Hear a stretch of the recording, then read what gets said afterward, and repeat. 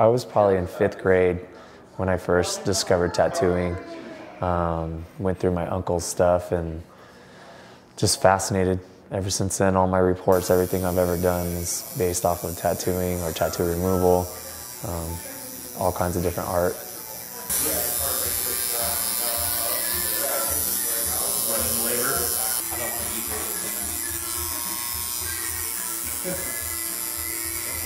The locals have been really supportive, especially since we opened this new shop. Business has been crazy busy. The WSU students are always coming and going. It's really nice. It's a good town to be in. It's a good community to grow up in and have your family here and try to make a name for yourself. So we're happy to be here.